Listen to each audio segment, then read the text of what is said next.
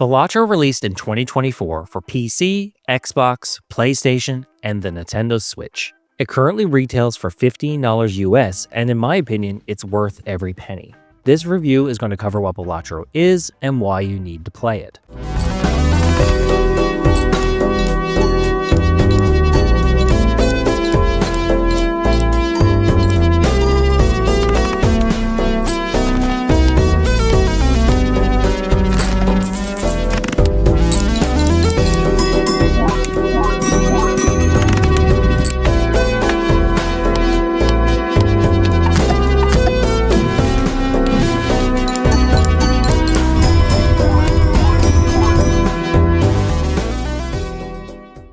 Balatro is a roguelike deck building game where you play poker hands in order to get enough points to move on to the next round. It's a simple game that is easy to learn, but it's also very complex and incredibly addictive.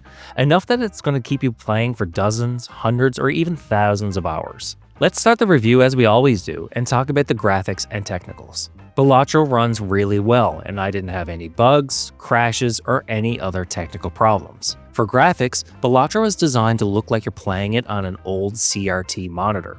It's not a AAA powerhouse, but what it does have is great colors, interesting designs, and humorous Joker cards. Moving on to its story, there is none. It's a pure roguelike, and aside from a Joker card in the corner that explains the mechanics at the start and makes fun of you every time you lose, there is no dialogue. Alright, so if there's no story and the graphics aren't anything to write home about, then what's the draw of Balatro? Why is everyone talking about this game? Well, there's two reasons. It's addictive gameplay and a banger soundtrack. Starting with the soundtrack, just listen and decide for yourself.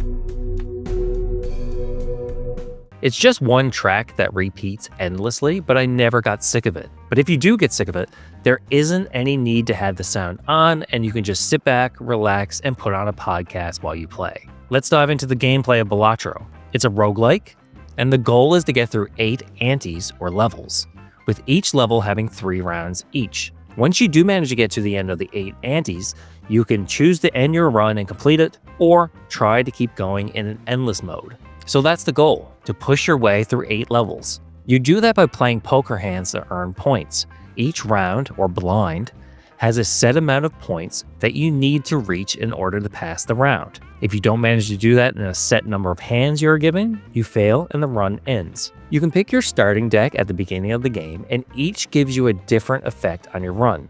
The red deck, for example, gives you an extra discard, allowing you to swap out cards before you play them. The blue deck gives you an extra hand to play, giving you another attempt at reaching the required point total. The cards in the deck you select doesn't change, just the effects. Each are seeded randomly. The game starts with the first blind, which you should be able to reach after a few hands, provided you play correctly. Each of the poker hands you play, from a pair all the way up to a straight flush, gives you a set amount of chips. Chips are your points. Along with the chips, shown as blue on the screen, you have a multiplier that, you guessed it, multiplies your score. Each of the cards you play gives you a bonus that gets added to the chip amount from the hand. For example, a pair might give you, 10 chips and a 2+ multiplier, but then, depending on the cards you use to make that pair, you get points from that as well. Face cards give 10 points, for example. Add them all together and you get your points total. Doesn't sound too complicated, right? But as the points required to reach the blind amount increases, so does the difficulty. If you rely only on the standard cards and poker hands you can play, you will quickly reach a limit of how many points you can earn. That's where Jokers and Planet cards and other enhancements come into play. Jokers are modifier cards. They give bonuses or change the way the game is played. They come in a few different rarities, and you will mostly see commons, uncommons, and rares. The commons do simple stuff, like give you a multiplier every hand, or maybe some extra chips. The descriptions are all written on the Jokers. But once you get to the commons and rares, things start to get really crazy. Plus, you can hold a total of 5 jokers, unless you unlock another way to get more. So there can be a lot of interactions between the jokers, and your point total can easily reach hundreds of thousands of points, even if you just play a pair of cards. Jokers stay with you the entire run, unless the description says otherwise or you sell them. The second type of card that increases your point total are the planet cards. Remember those base stats that a pair gives you, or a flush? Well, you can increase the base amount by using a planet card.